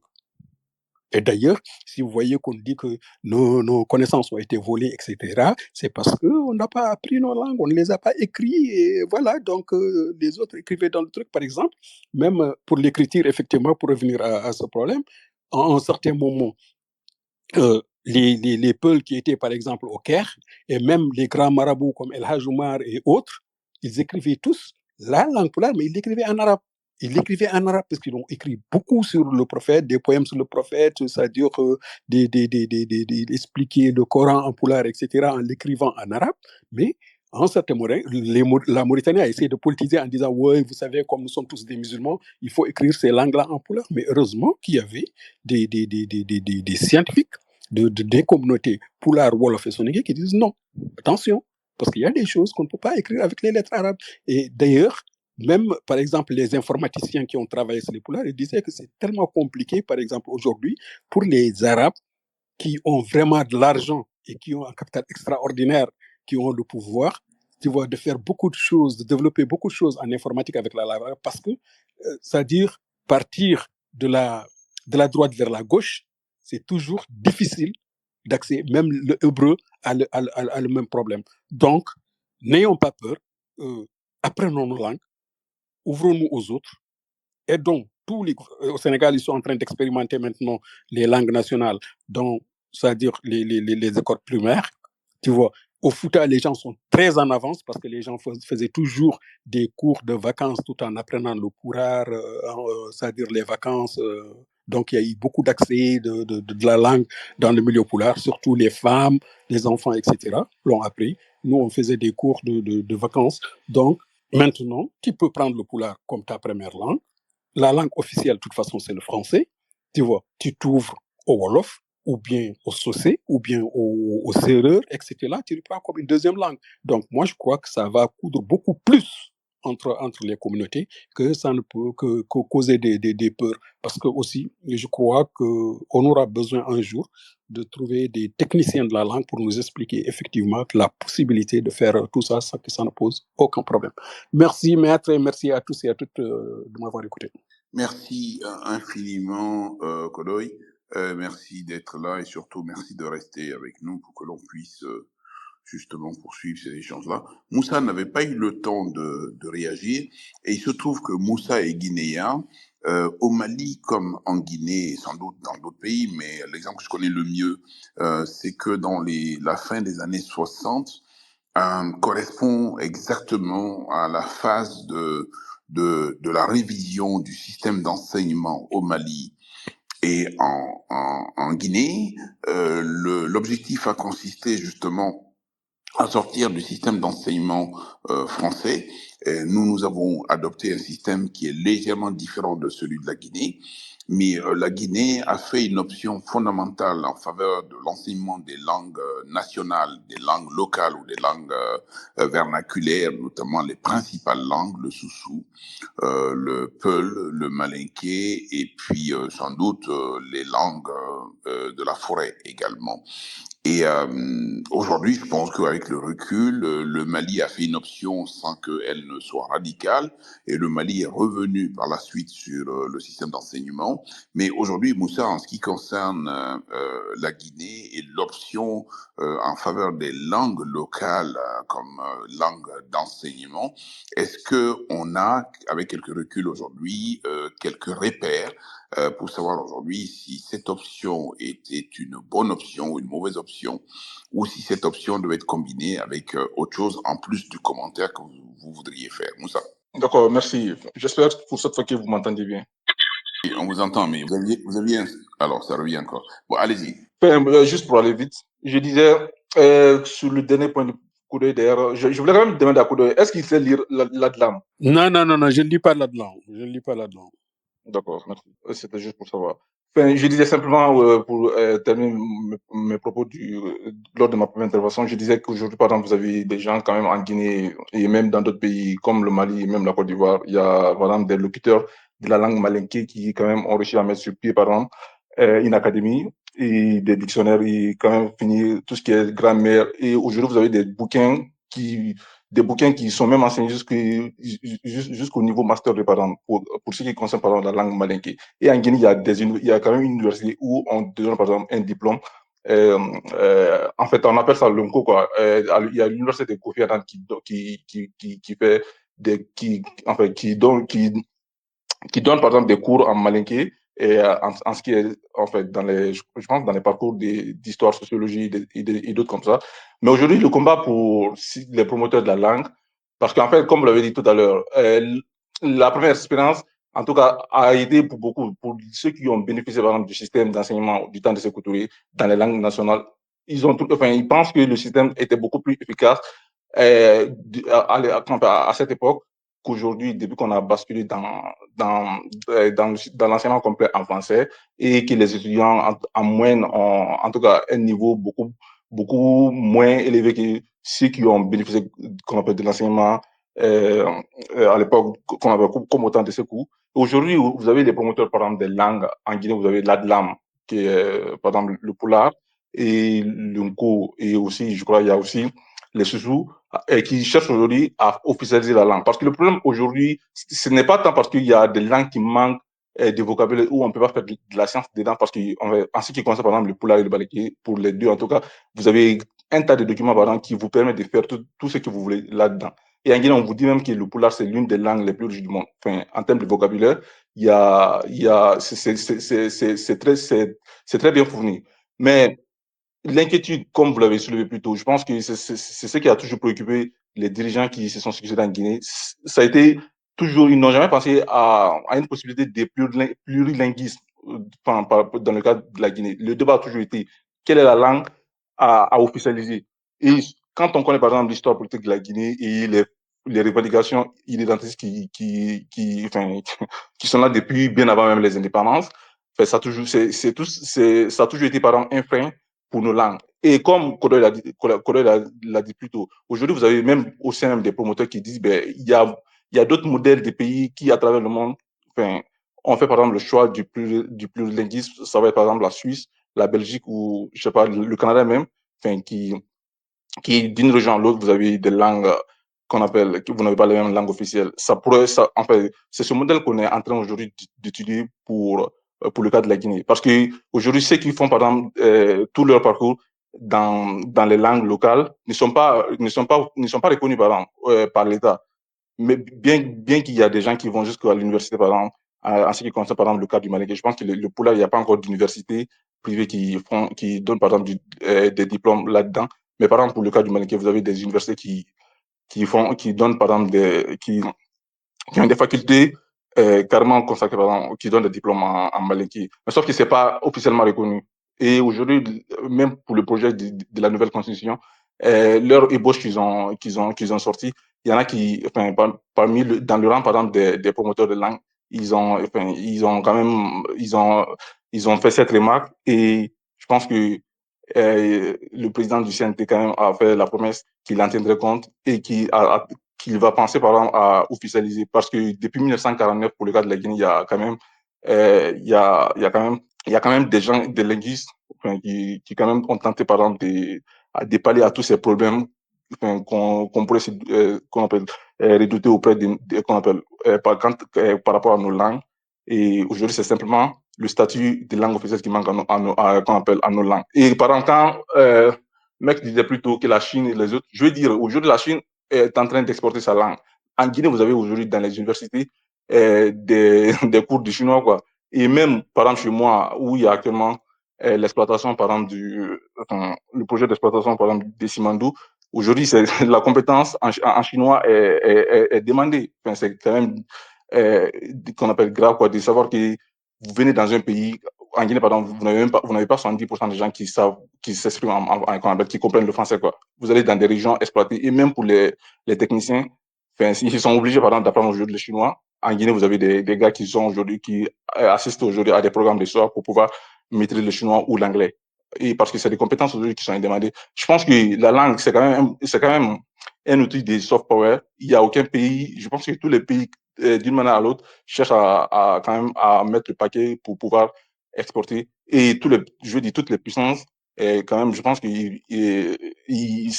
toutes les puissances cherchent quand même à exporter leur langue. Et chez nous, je pense qu'on doit quand même travailler à renforcer nos langues déjà à la base et les apprendre. Moi, j'ai toujours parlé par exemple le baleki avec mes parents, mais enfin, je pense que il a toujours été compliqué pour moi, par exemple, de tenir un discours qu'on appelle un débat sans, par exemple, mettre des mots qui ne sont pas malingués, qui ne sont pas peut-être sous, je veux dire, français ou d'autres. Mais aujourd'hui, avec le temps, j'ai quand même appris par exemple, j'ai appris à lire en cours et à lire. Enfin, depuis, je me sens quand même beaucoup plus épanoui et il y a beaucoup de livres. Moi, par exemple, j'avais fait l'école coranique quand j'étais encore plus jeune, mais bon, on appelle ça chez nous, Minguet dans African, des écoles du soir. Mais depuis par exemple que j'ai commencé à apprendre le cours, tout ce qui est là-dedans, je sais quasiment tout. Et tous les livres qui ont été traduits, tous les livres de sciences. Moussa, sur l'exemple de la Guinée, Oui. il faut peut-être pas oublier, sur l'exemple de la Guinée, justement, l'utilisation par la Guinée dans le ton des langues vernaculaires, des langues locales, des langues guinéennes, et l'impact sur l'enseignement et le développement de façon générale. Mais parce que l'impact, en tout cas, comme je l'ai dit, j'ai pas encore lu des travaux spécifiquement qui mesurent par exemple l'impact de la langue, mais de ce que je peux entendre des gens qui ont bénéficié de ce système, qui sont aujourd'hui pour beaucoup devenus par exemple des instituteurs ou qui sont devenus d'autres gens qui quand même sont devenus aujourd'hui des observateurs, ils disent, enfin, ce sont beaucoup d'entre eux aujourd'hui, même sont lus aux côtés même des promoteurs de langue pour que ce système revienne. Parce qu'ils trouvent que depuis l'abolition, par exemple, de ce système, les niveaux à l'école guinéenne a quand même pris un coup. En fait, c'est surtout cela qui revient c'est cet élément qui revient généralement de la part de ceux qui ont bénéficié de ce système d'enseignement, par exemple, dans nos langues. Mais quand ces coups est mort et qu'ils ont arrêté, je crois que c'était bien avant, non, je pense que c'est après la mort de ces coups qu'ils ont arrêté ce système. Et depuis, et quand même, les gens, c'est avec les règles qu'ils disent que le système d'enseignement, que c'était beaucoup mieux à l'époque avec les langues, euh, que maintenant. Enfin, c'est surtout le discours qui revient. Parfait, merci. Je vais donc peut-être donner la parole à Kevin Louteya, qui est monté tout à l'heure, avant de revenir donc à Laungal. Kevin. Bonsoir, bonsoir à tous. J'espère que tout le monde va bien. C'est quand même un honneur pour moi de participer à ce space qui a un thème panafricaniste. Pour y répondre déjà, je dirais qu'effectivement, les langues locales sont importantes déjà doivent être valorisées par nous autres Africains parce que sans cela, nous perdons notre identité. Ici, pour moi, c'est déjà un honneur de féliciter la Tanzanie et le Kenya qui emboîte le pas parce que la Tanzanie a fait du Swahili, qui est la première langue la plus parlée en Afrique, la langue officielle. En Tanzanie, vous allez dans les documents, il y a des documents officiels qui a justement les textes en Swahili, approuvés, encouragés également par l'État tanzanien. Le Kenya également est en train d'emboîter le pas, mais l'obstacle que nous avons aujourd'hui, Africains, concernant nos langues, je dirais que c'est la pression des impérialistes. Il y a aussi le complexe qu'a beaucoup d'Africains de vouloir, pour eux, les langues africaines sont synonymes, le fait de parler les langues africaines sont synonymes d'être pas évolué. C'est comme ça que vous retrouvez beaucoup d'Africains qui se perdent, qui veulent singer, moi j'appelle ça singer, le lexique britannique, français. Ils veulent appartenir, ils ne veulent même pas qu'on sache qu'ils parlent leur langue. Je félicite également les Sénégalais on voit qu'ils sont fiers de leur langue. Mais en général, les Africains et les nouvelles générations, tout le monde se concentre vers, je dirais, une matrixation faite par les Occidentaux pour imposer une hégémonie vocabulaire, grammaticale. Ils veulent que les gens, que les Africains pensent comme eux, parlent comme eux, alors que nos langues, jadis, ont fait notre fierté. Je vous ramène à l'Égypte, je vous ramène à l'époque avant la colonisation. Les Africains étaient fiers, ils parlaient leur langue. En fait, c'est une partie de l'histoire de l'Afrique qui est oubliée. Les Africains ne le savent pas. Les Africains vivaient du troc. Ils vivaient d'un commerce entre pays voisins. Il n'y avait pas il n'y avait pas de frontières. Les Africains de la colonisation, avant la colonisation, connaissaient presque tous les peuples d'Afrique parce que il y avait des peuples pasteurs qui venaient avec leur langue, mais le troc se faisait. Il y avait ce jumelage des cultures.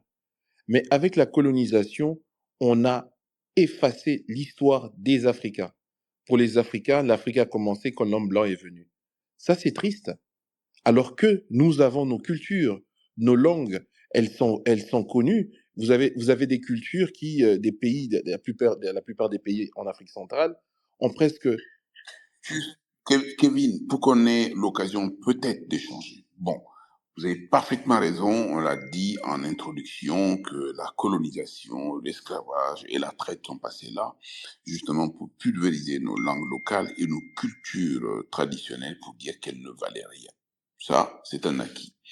Aujourd'hui, la question de la langue est en rapport avec la capacité de doter justement les langues d'un certain nombre de choses qui nous permettent aujourd'hui d'être véhiculées.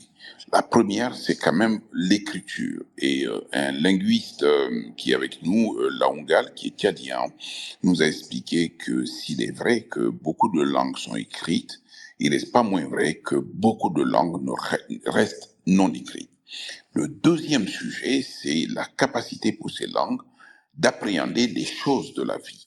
L'aéronautique fait partie de nous aujourd'hui, même si aujourd'hui on ne fabrique pas des avions, mais la problématique de l'aéronautique nous concerne parce que nous recevons des avions et les avions partent de chez nous.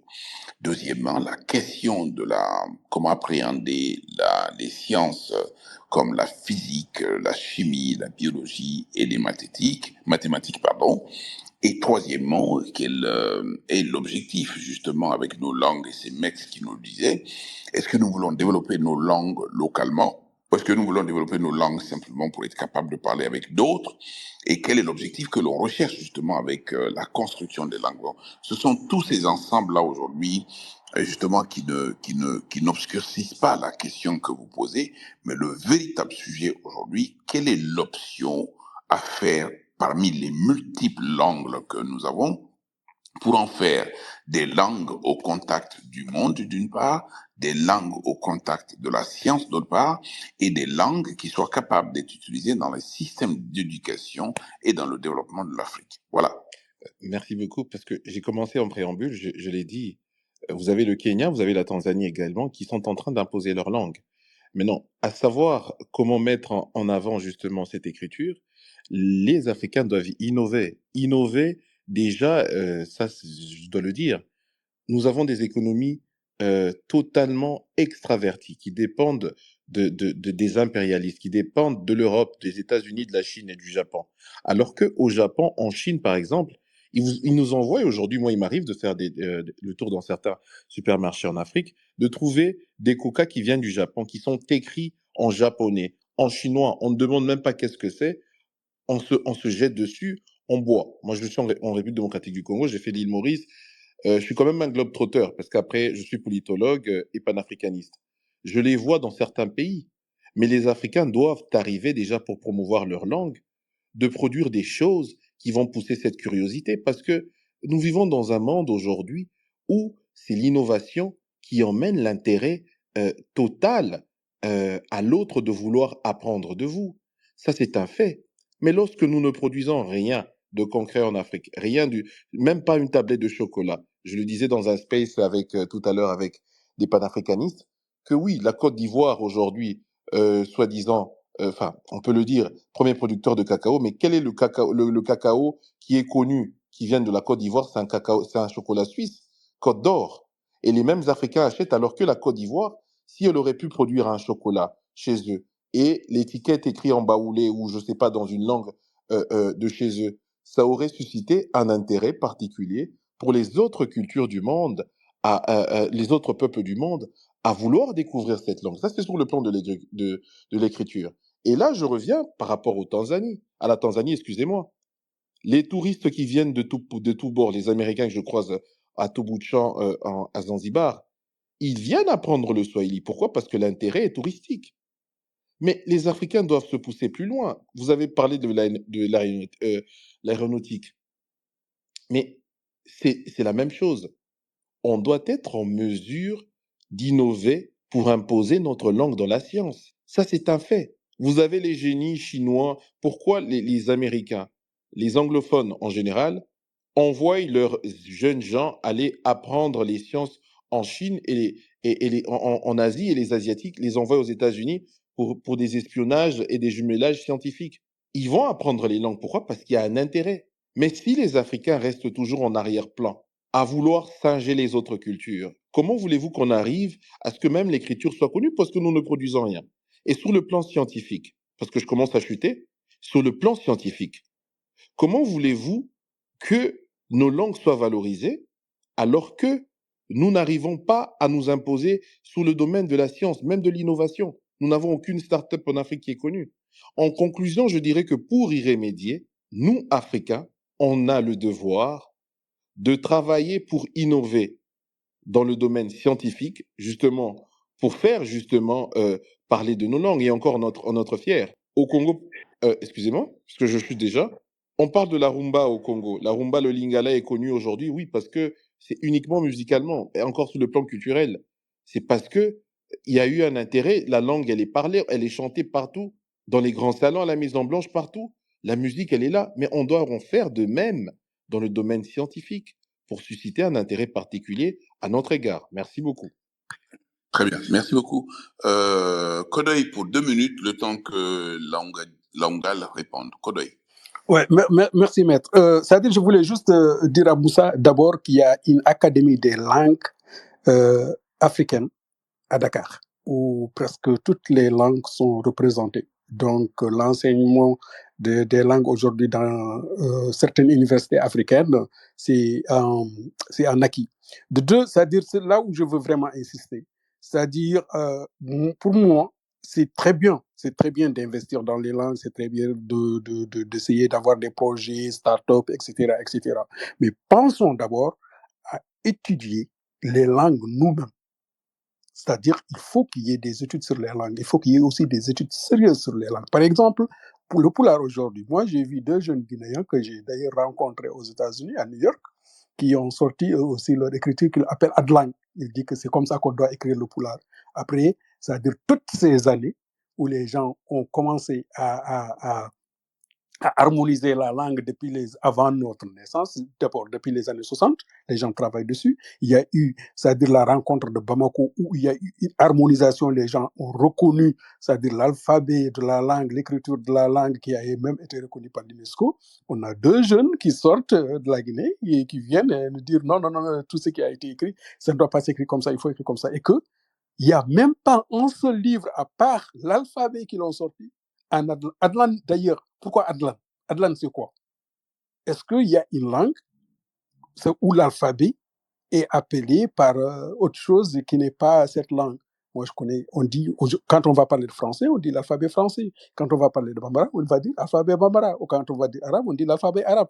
Mais pourquoi en Pulaar, on va dire Adlan? Et qu'il n'y a même pas, c'est-à-dire un livre en Adlan.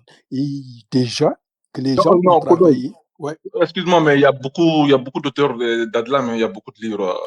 Il n'y a pas de livre d'Adlan. Je te parle en connaissance cause, j'ai fait des recherches dessus et tu ne peux pas me sortir un livre de science, un livre de philosophie, un livre de mathématiques ou bien un site internet en Adlan. Tu ne peux pas. Oh bon, il y a un site internet Tabital Poulagou. Après, si tu veux, comme vous l'avez dit. Non, je fais partie de Tabital Poulagou. Laisse ça. Vous savez, vous connaissez, n'est-ce pas, comme vous avez dit, les auteurs, les frères Barilla. Je les connais, je les ai rencontrés, Moussa. Je fais partie de Tabital Poulagou. Tu vois. Et d'ailleurs, le président de Tabital Poulagou Sénégal, qui était même à un certain moment le président de Tabital Poulagou International, a rejeté l'Adlan. Il dit que c'est en retard, que personne ne doit regarder ça. Et c'est lui d'ailleurs qui aux gens ce que c'est que l'Adlan. Ouais. Kodoy, vous pouvez expliquer aux gens ce que c'est que l'Adlan? Adlan, moi je sais même, le mot Adlan, apparemment c'est une abréviation de leur alphabet là. Moi je ne connais même pas que cela veut dire. Donc, ces 2 jeunes Guinéens qui ont écrit, c'est-à-dire des écritures qui ressemblent un peu aux hiéroglyphes, ou bien c'est-à-dire l'alphabet hindou, là, etc. Tu vois, avec des traits, des trucs pareils. D'abord, Tabital Poulagou n'a jamais eu un site en Atlan. Ça n'existe pas. En fait, Tabital... si j'avais su, par exemple, pour le speech d'aujourd'hui, j'aurais quand même aimé l'inviter sur ce forum. Et puis aussi, pas... Mais moi, ce que je te dis est vérifiable. non, mais parce qu'avec lui, par exemple, j'échange souvent sur Facebook et souvent je vois qu'il fait, il y a une fille guinéenne là, elle s'appelle Essa Tousso. Elle, par exemple, enfin, souvent, c'est elle qui dit, en train d'animer un site. Mais bon, un site, après, je suis pas trop suivi que je suis pas là-dedans. Mais bon, je l'apprends, moi, je donne des informations. À l'Académie, à l'UNESCO, on reconnaît l'alphabet latin qui a été écrit depuis les années 60, et c'est-à-dire qui a été harmonisé à Bamako. Donc, Tabital Poulagou est né à Bamako. Le premier président de Tabital Poulagou est un Camerounais qui s'appelle Kadri Yaya. Tu vois, il y a eu un Guinéen, il y a eu un Sénégalais, il y a eu le roi des peuples du Nigeria, etc. Je fais partie de Tabital Poulagou et je sais de quoi je parle. Et je fais partie de Tabital Poulagou Americas, qui contient, c'est-à-dire le Mexique, les États-Unis et le Canada. Donc, je ne dis pas juste pour dire. Et je dis encore une fois, il n'y a pas un livre, c'est-à-dire qui porte une connaissance en Adlan. Il n'existe pas. Et tu as mon contact, s'il a ce livre, tu me l'envoies en MP. Et je viendrai ici pour vous dire que voilà, c'est ce qui existe. Donc, pour dire, c'est-à-dire, on ne peut pas... Et ça, c'est-à-dire, pour moi, d'ailleurs, je trouve vraiment, je ne sais pas comment le dire sans offenser quelqu'un, que des gens travaillent durant plus d'une quarantaine d'années et que deux jeunes viennent dire tout votre travail, vous devez le jeter à l'eau parce que nous, parce qu'on avait promis à notre père qu'on va écrire le poulard et que le poulard a toujours été créé. C'est pas comme ça, tu vois. Donc, à l'académie. Bon, en tout cas, pour la majeure partie des gens. Ouais. Allez-y. Pour la majeure partie des gens, Adlam, c'est un alphabet inventé en Guinée vers 1989 pour écrire le Peul Fulfulde. Il est composé de 28 lettres environ et s'écrit de droite à gauche. Alors quelqu'un dit pour ma part, oui, c'est Jafar qui parle. Pour ma part, c'est un frein pour la standardisation, mais c'est un effort à saluer, un génie à coup sûr. Donc ça, c'est ce que dit Jafar. J'avais moi j'ai trouvé à peu près la même chose et j'ai posté justement sur le fil de discussion. Donc, Kodoy, pour la conclusion, le temps qu'on revienne à Launga. Voilà, donc en conclusion, donc déjà, il y a eu des connaissances qui ont été traduites dans une langue, il y a eu des professionnels qui ont travaillé dans une langue. On ne peut pas venir un bon jour nous vraiment rabâcher qu'on l'apprend ici, on l'apprend. Et surtout, quand on parle de ces thèmes aussi, il faut vraiment avoir certaines connaissances pour vraiment en parler. L'Académie des langues africaines se trouve à l'université de Dakar. Donc, et elle ne reconnaît pas l'Adlan. Et toutes les langues africaines, c'est-à-dire les connaisseurs de la langue, bien sûr, les professionnels d'un truc, travaillent sur l'harmonisation de toutes les langues et ils se retrouvent toujours chaque année ou chaque 2 ans à Dakar. Merci, maître. C'est la précision que je voulais apporter. Merci beaucoup. Je vais donner la parole à Longan.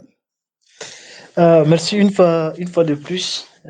Je reviens par rapport aux interventions de mes prédécesseurs. Bon, du point de vue du point où Kevin avait abordé, c'est que c'est un point vraiment crucial du point de vue de l'innovation. On sait que l'innovation, il faut que l'innovation soit du point de vue linguistique d'abord.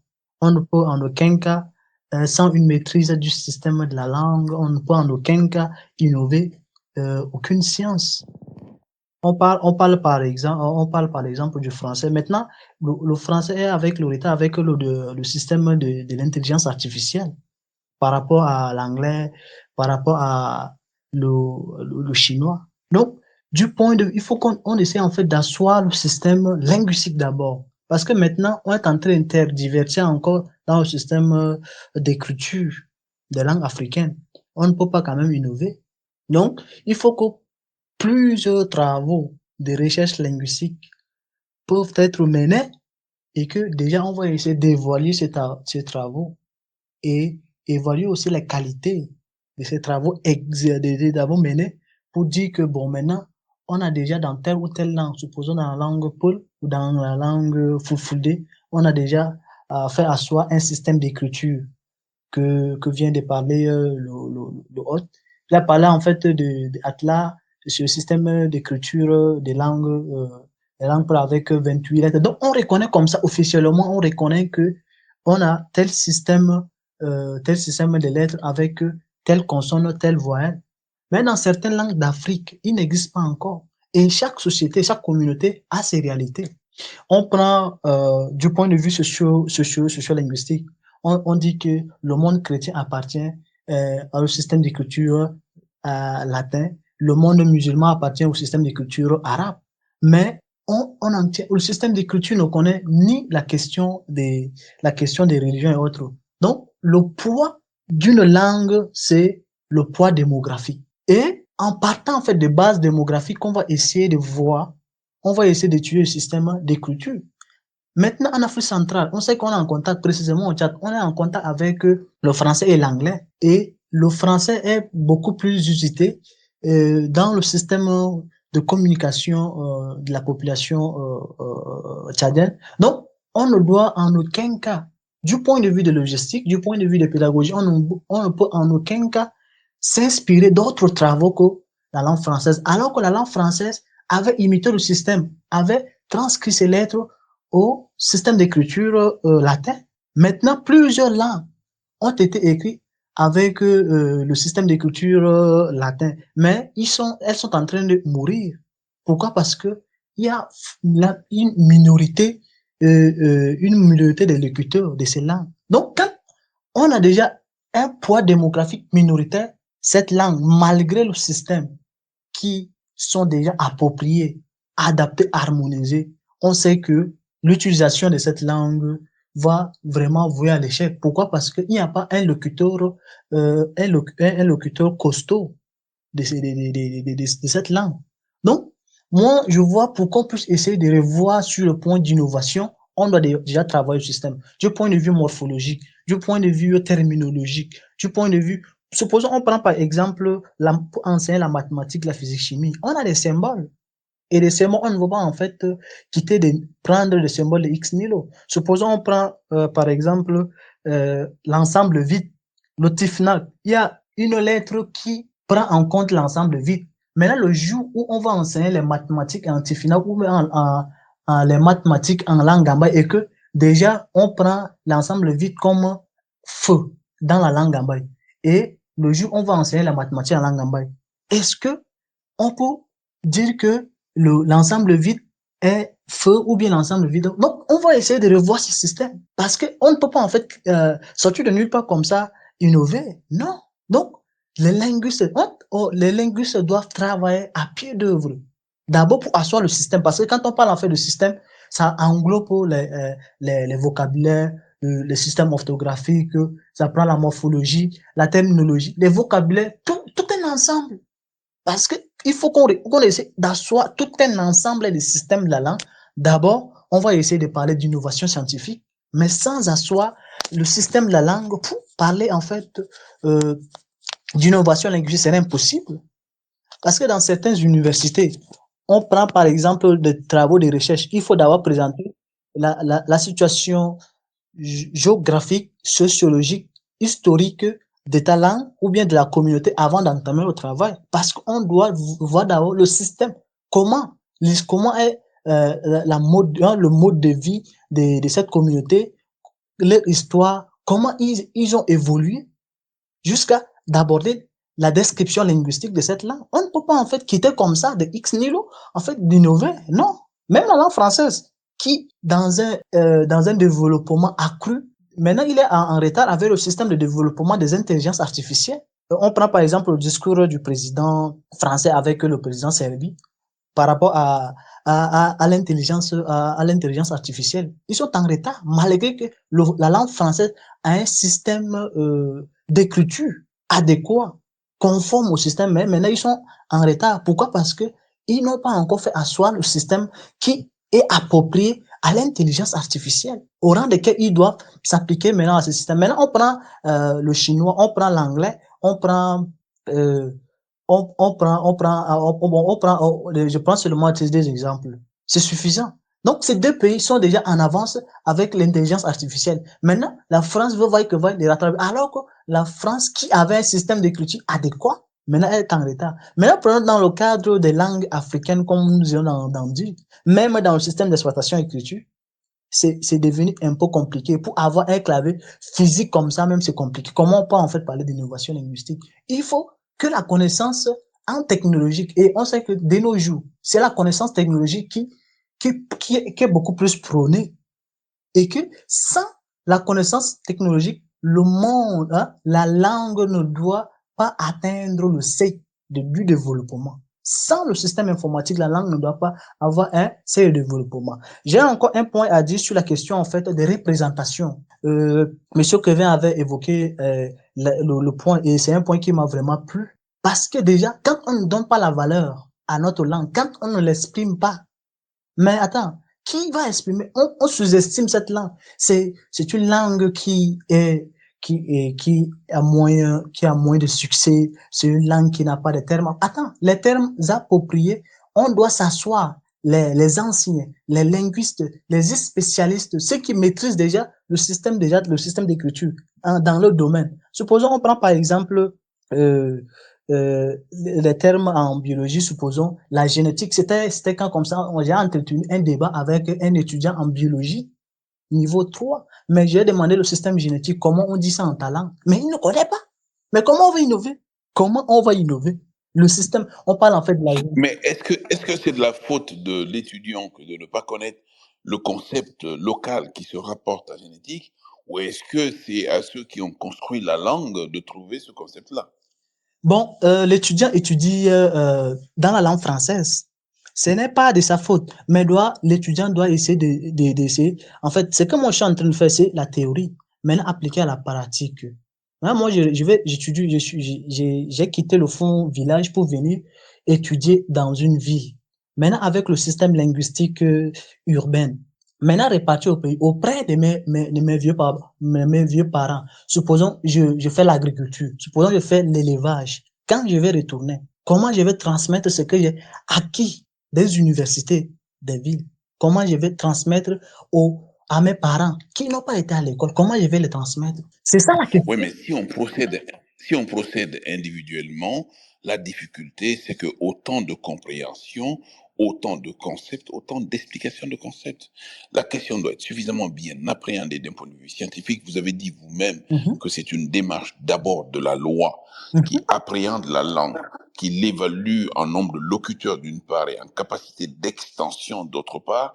Et ce n'est que dans ce cas-là que l'on décide que cette langue doit être privilégiée pour être considérée par exemple comme une langue nationale ou une langue officielle. Voilà. De ce point de vue-là, la science est la science aujourd'hui. Il n'est pas donné à tout le monde d'expliquer les concepts scientifiques par la manière dont on a compris, mais plutôt d'expliquer les concepts de manière à ce qu'il y ait un consensus justement sur les concepts. Et c'est ça aussi la déterminante essentielle du choix de telle ou telle langue pour en faire une langue officielle. Oui, ça, sur ce point, j'en reviens là. Pourquoi? Parce que déjà, vous savez que déjà, c'est beaucoup plus, c'est l'utilisation. On parle, en fait, j'ai évoqué la question d'utilisation. Maintenant, nous, supposons moi, je suis un spécialiste portant sur la question. Un étudiant en biologie qui avait étudié en biologie dans la langue française. Supposons qu'il est un Gambaye. On ne peut pas commencer directement comme ça. Non. On doit essayer de voir comment transmettre ces messages.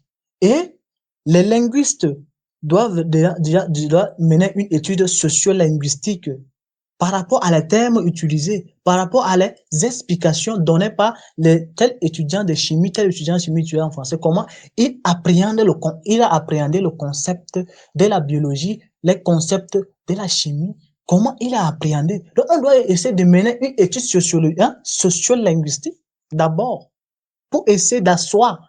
Parce que c'est là où je dis que ce travail demande les spécialistes en linguistique. En général, on peut prendre les aménagistes, les terminologues et autres. Parce qu'on ne peut pas quand même, à base des études, à base des terrains, qu'on doit essayer d'asseoir que les linguistes ont dit, mais attends, le rôle de l'État est vraiment primordial, la législation linguistique est primordiale, c'est en étroite collaboration avec Les linguistes, par rapport à les terrains effectués, qu'on doit en décider, pas seulement sortir de X, en dire que non. Ça peut, non, non, ça ne peut pas se donner comme ça. Moi, supposons actuellement, je suis en train de travailler sur la question de l'informatisation de la langue gambaye. Maintenant, d'abord, moi, j'aimerais bien atteindre le large public. Pourquoi? Parce que déjà, cette langue est usitée, mais on n'a pas un système d'écriture approprié, on n'a pas un système d'écriture univoque, au rang desquels on assistera à un conflit linguistique le jour où l'État va dire que non, on prend la langue gambaye comme une langue d'enseignement dans les écoles publiques et privées, dans les instituts publics et privés, dans les universités publiques et privées. Mais on assistera à un conflit linguistique. Pourquoi? Parce que déjà, on a une panoplie, une ribambelle de systèmes d'écriture, d'où certains déjà ont une représentation phonique au rang desquels on dit que bon, non, non, mais le système d'écriture de l'église protestante n'est pas en gambaye. Certains disent que non, c'est le système d'écriture de l'église catholique qui est le vrai système d'écriture. Maintenant, quand tu essaies de procéder à une étude linguistique, mais attends, mais tout à fait le contraire, parce qu'on prend en compte le système qui bat son plein actuellement sur le territoire, parce que déjà, on prend le Tchad, on prend d'abord Moundou dans la langue gambaye, on prend d'abord Moundou. C'est la langue gambaye qui est beaucoup plus utilisée. Donc, on prend en fonction des besoins des locuteurs, aux besoins des locuteurs, parce que maintenant, il y avait des gens, il y avait des institutions qui ont voulu mettre sur pied une imprimerie portant sur la langue gambaye pour imprimer les brochures, les livrets, mais ils n'ont pas un système approprié, adapté aux outils informatiques. Donc, c'est déjà, on assiste déjà à bon, on peut en fait parler en fait d'une insuffisance. Donc, maintenant, si on essaie en fait de revoir, on doit créer même des plateformes numériques portant sur la langue gambaye. Et déjà, on dit que vous avez évoqué sur les questions en fait d'apprendre la langue pour le profil touristique. Si on essaie en fait de mettre sur pied une plateforme linguistique portant sur la langue gambaye, mais c'est déjà un atout. Et ça va donner l'engouement à les locuteurs non natifs de la langue gambaye à s'intéresser à la langue gambaye et en fait de compte user et faire la promotion de cette langue. Mais si et seulement si on n'a pas de plateformes numériques appropriées dans la langue gambaye, alors que de nos jours, les outils informatiques battent le plein et qu'on ne peut en aucun cas faire office. On ne peut en aucun cas laisser à côté les outils informatiques, non. Maintenant, moi, là où je suis en train de travailler, mais avec la machine, je sais que j'éprouve d'énormes difficultés. Il va falloir installer un clavier virtuel au rang desquels je vais utiliser. Même clavier virtuel, il y a des insuffisances. Donc, du point de vue linguistique, on doit asseoir le système. D'abord, comme je viens de dire, on doit asseoir le système. Après avoir fait asseoir le système, on doit essayer de voir dans quel contexte innover.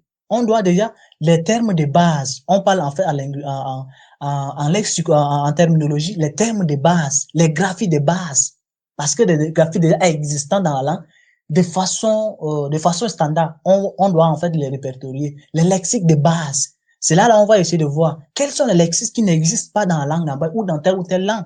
On doit avoir un emprunt nécessaire. Donc, quand on parle en fait d'un emprunt nécessaire, c'est les mots qui n'existent pas dans la langue et qu'on doit emprunter de cette langue. On doit faire appel à des traducteurs. Comment on doit traduire ces termes qui n'existent pas dans cette langue? Comment on doit les traduire dans notre langue?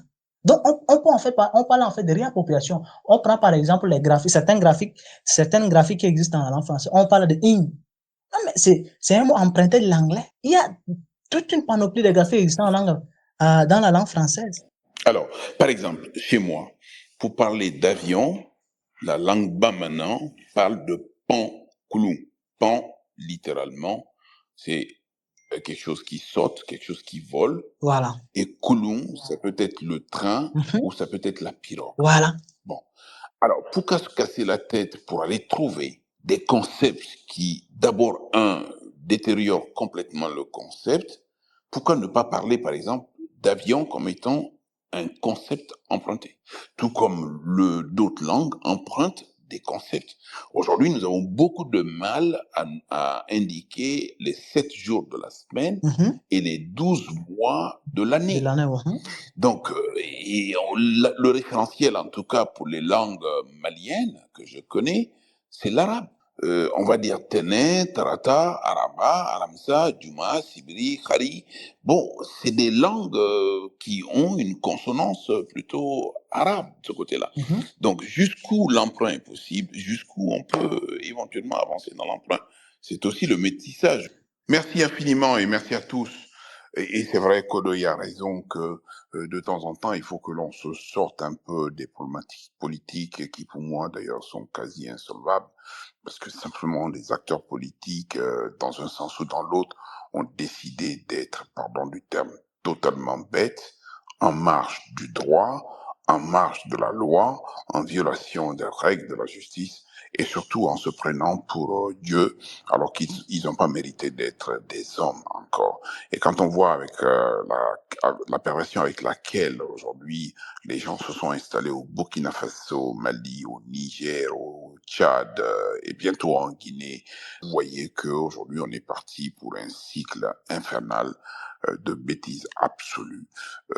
Et aujourd'hui, il ne faut pas désespérer, c'est vrai, mais le cycle est d'autant plus infernal qu'on a de la résonance dans les oreilles des populations et de temps en temps, lorsqu'il y a un peu plus d'applaudissements que d'acquiescement, d'applaudissements, les gens se prennent pour comme un territoire conquis et ils foncent. Donc, il arrive à certains de s'autoproclamer chefs alors qu'ils ne le sont pas.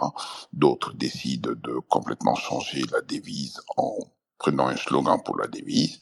Et troisièmement, d'ici quelques temps, nous allons voir aussi que quelques-uns vont changer de nom de pays, vont changer de couleur de drapeau national, vont même décider que dans nos pays, les hommes sont des hommes, sont des femmes, les femmes sont des hommes. Et puis voilà, c'est parti pour ce cycle infernal. Merci à tous ceux que je n'ai pas cités, mais que je dû citer et qui, avec beaucoup de bonheur, viennent grossir tous les jours. Grand bravo à vous tous et bonne soirée. Allez, au revoir.